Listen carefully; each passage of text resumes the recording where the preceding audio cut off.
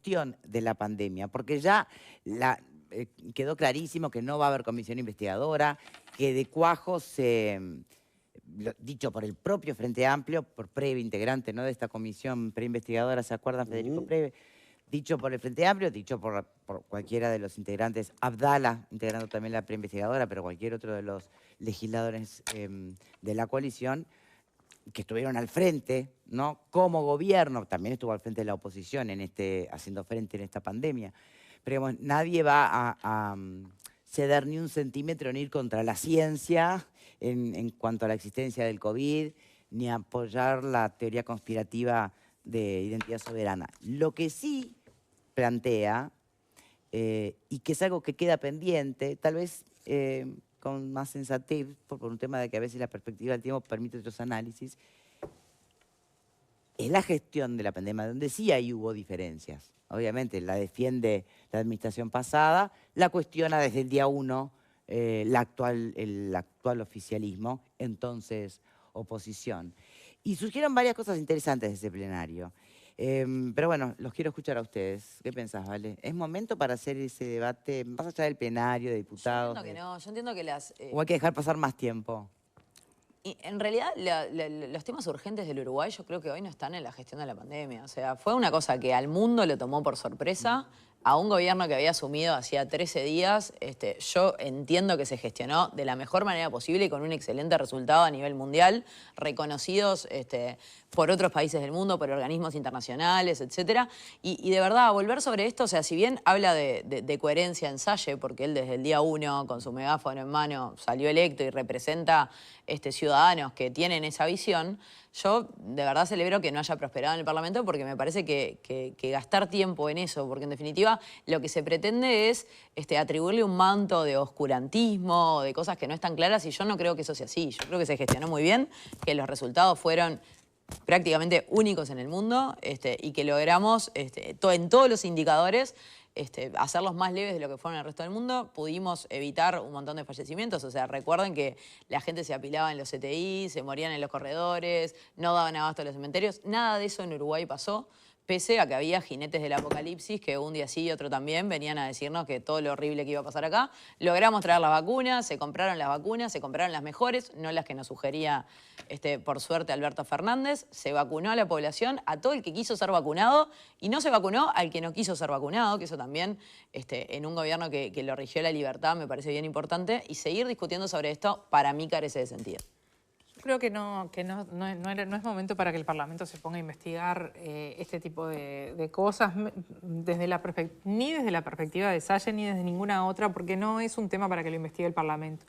En todo caso, si queremos ser serios, alguna vez, dentro de algún tiempo, tendríamos que hacer una evaluación de impacto externa, que no la hiciéramos nosotros ni los políticos nuestros, para ver el real impacto de la pandemia en la primera ola, en la segunda ola, en el post-COVID y en el long post-COVID, o sea, lo que nos está pasando ahora como secuelas que puedan tener que ver con cuestiones de la salud, con cuestiones de la salud mental, con cuestiones de la economía y demás. Pero eso debería ser una evaluación externa que hicieran profesionales de la evaluación para saber dónde estamos parados y simplemente no para buscar culpas y que sea de nuevo una te la paso, me la pasás, un tuya y mía, sino realmente porque creo que lo que no se mide no se conoce. Y nosotros no hemos hecho una evaluación hasta ahora de esas características. Hemos tenido números de personas contagiadas, número de personas fallecidas. Algunos podrán decir que la primera ola claramente Uruguay fue exitoso en su gestión, en la segunda no tanto. Eso también hace que los números se maticen y lleguen a un promedio que, si bien no es malo, en términos humanos en la segunda ola es espantoso, pero bueno, como la primera fue bien, el promedio no es malo, pero no sé si es esa la forma de estudiarlo, pero esa es la forma que encuentran a veces los políticos de pasársela de uno a otro y tratar de sacarse culpas. Yo lo que creo es, el Parlamento no tiene que hacer esto, los políticos no tienen que hacer esto, en algún momento, y capaz que no es ahora y hay que esperar por lo menos 10 años a que se haya terminado, que haya pasado, evaluarlo de otra forma. Bien. Yo quería hacer dos anotaciones. Sí. Una de las intervenciones en el Parlamento es muy destacable la aclaración del doctor Pablo Abdala en el sentido de que es muy claro que atendiendo a los reglamentos de la Cámara de Diputados sobre las circunstancias que ameritan la aprobación de una comisión investigadora, y sumando a esto la norma que se implementó a través de una ley del año, creo que 95, sobre reglamento de funcionamiento de las comisiones investigadoras, que fue un resultado de que había habido, digamos, unas disputas o unas discusiones sobre temas que habían ocurrido durante el gobierno del doctor Lacalle Herrera, el país se dio una legislación. Cualquiera de las dos normas que se analicen no tiene absolutamente nada que ver con lo que vinieron a plantear en el Parlamento el doctor Salle y la doctora Salle. Dicho esto, lo que importa, me parece, es que han pasado 5 años y en el día de ayer, en el Paraninfo de la universidad, esta convocó a un evento que yo recomiendo de corazón. Instalen en su casa, toma 1:50 verlo, así que hay que tener tiempo. Y es un panel de 7 invitados que se reúnen en el Paraninfo de la universidad, esto ocurrió ayer de mañana, para analizar la experiencia uruguaya respecto a la lucha y el combate contra el COVID-19. ¿Quiénes estaban allí? El rector de la universidad de entonces, que ahora es el director de planeamiento, Rodrigo Arín. Integrantes del GACH. El presidente del GACH, el doctor Radi, que estaba allí sentado también y que habló. El ministro de Salud de la época, el doctor Salinas, las científicas que dirigieron una parte de las investigaciones y otro las científicas que, digamos, dirigían el CTI del Clínica. Y en consecuencia, cuando uno se sienta y se pone a escuchar, dice, este país tiene un diferencial que vale la pena reconocer.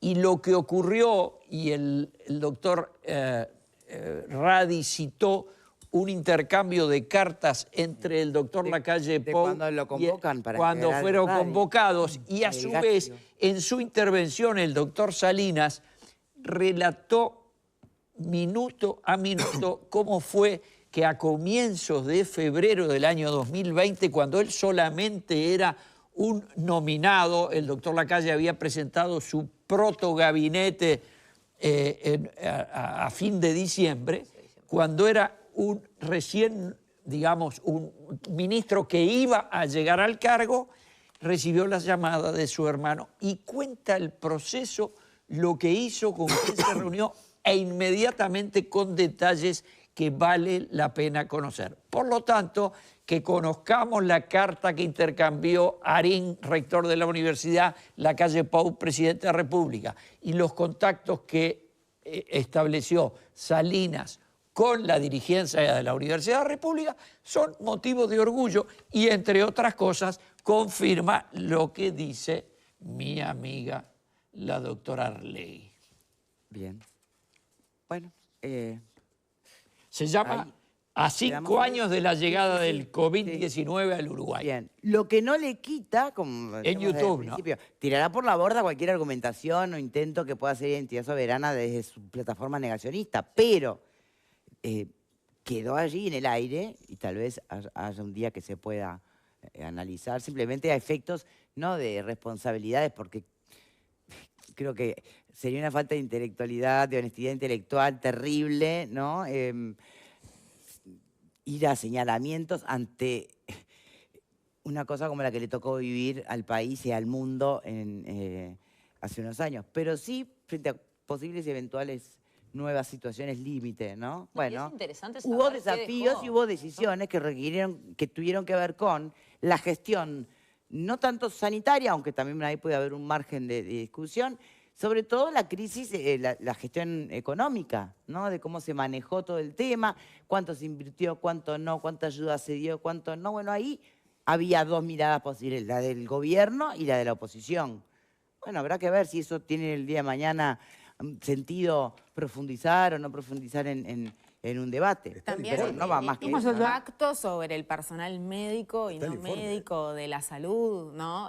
Porque, bueno, obviamente que estuvieron expuestos a situaciones muy traumáticas y situaciones que obviamente que movilizan muchísimo. Entonces, bueno, también ver cuál fue la situación del personal médico y no médico de la salud, el impacto sobre esto en las infancias y las adolescencias, ¿no? ¿Qué pasó? Porque siempre hablamos del futuro, del país, y hablamos de las niñas y las adolescentes. Y bueno, ¿esto cómo afectó ese momento de crecimiento, de aprendizaje? En ese también? momento de la socialización. Que es Tal tan cual, toda una generación de gurises que crecieron viendo esta parte nada más de las personas, ¿no? Por el uso de tapabocas.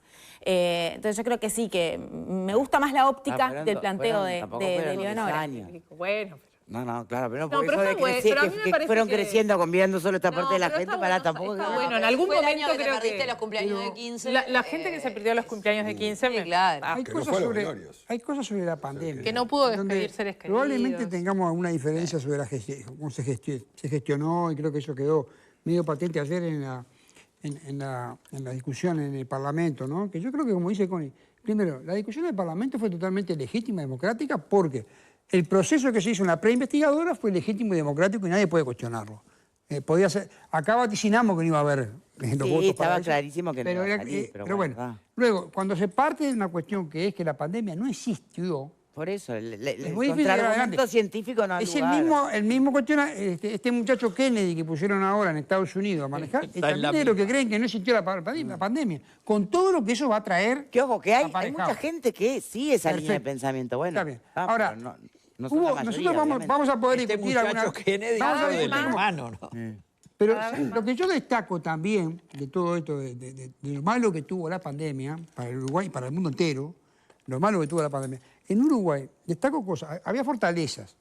Tuvo un plan Sanibal que permitió que los gurises siguieran de una manera conectados. El sistema de salud resistió, al límite, pero resistió, porque bueno, es un sistema de salud que a pesar de todo está sólido. Teníamos una seguridad social que cubría a todos, que permitía... Pero también. hay una cosa que me parece que deberíamos empezar a usarla más, que quedó en eso nomás y después nos olvidamos, el GACH. No conectan más gente. Pero hay muchas complicaciones que el Uruguay tiene a futuro, que merecen una mirada científica para asesorar al gobierno. Y que no es nada despreciable, esa mirada científica o académica para mirar cosas que capaz que no se desechan las soluciones que aparecen, Y sí, pero como al capaz que final son del GACH valiosas que para el se futuro. desechaban. Entonces, ese mecanismo es un mecanismo que yo reivindico para otras cosas. No estamos pasando por momentos facilongos ahora, ¿eh? Estamos metidos, es como la rana. Vos a la rana la metés en agua fría, la va hirviendo y se cocina. Ahora la metés al agua hirviendo y salta. Bueno, nosotros vamos en ese proceso porque están pasando cosas que no sabemos a dónde nos llevan.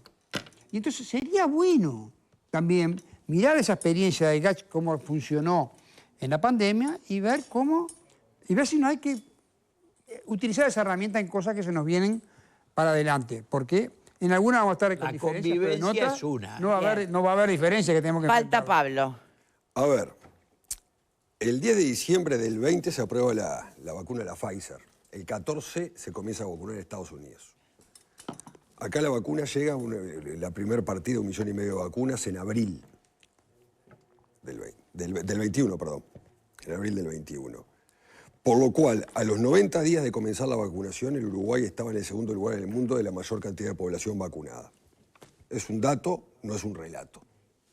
Eso es un dato cierto. Claro, porque la red de vacunación que tiene Uruguay históricamente lo permitió. Exactamente. Sí, por supuesto. Tenía el ante la arena. Exactamente, y tenía el ante la arena que vacunaba muy bien y otros ¡Ay, lugares también. Connie! ¡Qué alegría! Claro, o sea, Es la única vez que lo pisé. claro, digo, pero diga, esto es un hecho cierto de la realidad, ¿no? O sea, que la vacunación fue extremadamente exitosa. Y también el tiempo de demora entre que se consiguieron las dosis y llegaron al Uruguay, estamos hablando, ¿no? Uruguay, nosotros acá. De 190 países Ese que andan primer dando avión vuelta. que todos recordamos. Exactamente. O sea que eso podrás cuestionarlo, capaz que se pudo haber hecho mejor. Yo creo que tan mal no se hizo. Pero bueno, algunos lo cuestionan. Creo que tal mal para ser Uruguay no se hizo. Casualmente estaba leyendo un informe de la OIT, que ya lo había leído, ¿no? Pues este tema lo habíamos tratado en alguna oportunidad acá, que es de septiembre del 20, el informe de la OIT, que no es ningún informe hecho por el Estado uruguayo, ni argentino, brasilero, nada por el estilo. Donde habla que en el 20 se perdió un 4% del Producto Bruto Interno, producto, lógicamente, de la situación que se estaba viviendo, ¿no? Y que de marzo a junio el 25% de la población activa en este país tuvo que ir al seguro de desempleo. ¿Ah? No por despido, sino para el seguro de desempleo. Y el mundo perdió un 6% de salario real, Exactamente. además.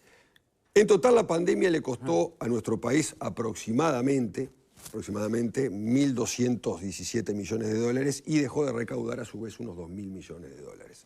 Por lo cual estamos hablando de una pérdida importante para el Uruguay. Y aún así, más o menos se cumplieron con las cosas, más o menos.